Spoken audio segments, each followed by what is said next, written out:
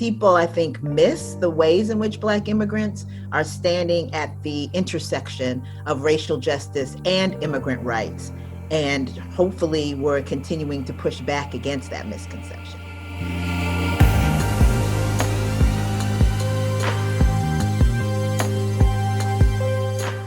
My name is Nana Gyamfi, and I'm the Executive Director of the Black Alliance for Just Immigration.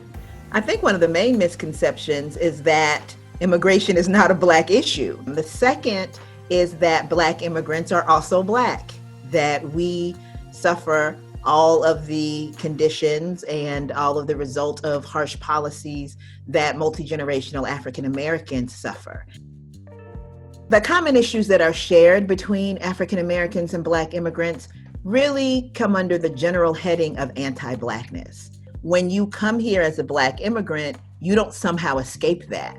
You're defined by your Blackness, however you were defined wherever you came from. Maybe you were never defined as Black there. Maybe you were defined as some permeation of Black, right? But once you get to this country, you're a Black person.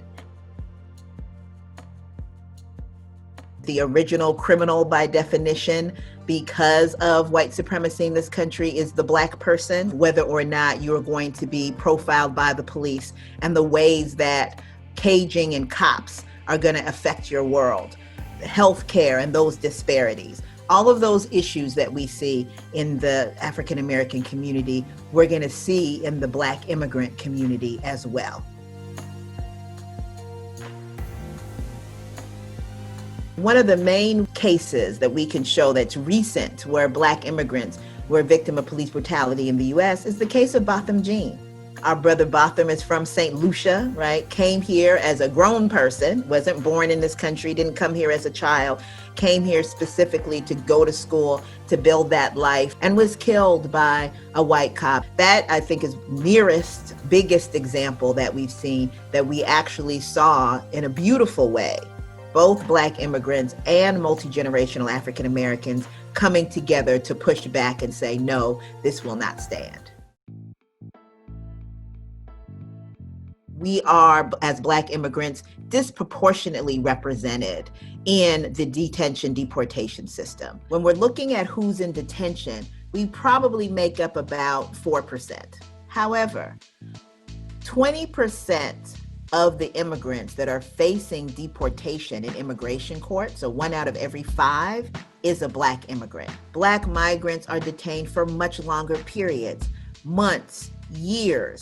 When we look at what is happening with Black trans folks that are in detention, their experiences are different from cisgender folks. They are targeted for all kinds of violence, firstly. And when we're held in detention, we're often held in solitary confinement, 7 times more likely to be held in solitary confinement than other immigrants of other races. Our bonds are disproportionately higher, where some bonds are 4, 5, 10,000. It's not unusual for Black immigrants to have bonds that are in the 30,000, 50,000 range. And so we may not be as many, but in terms of the trauma, the violence, we are disproportionately negatively impacted by detention and deportation. It's important that Black immigrants who are able to vote, because that's more Black people voting with the Black folks, and it's more of us getting the opportunity to have Black representation. Where we are working together, we are finding that we are having some civic power, that we're building economic power, that we're building political power, and that we're building movement power, organizing together. At the end of the day, it really is about Black resistance and resilience.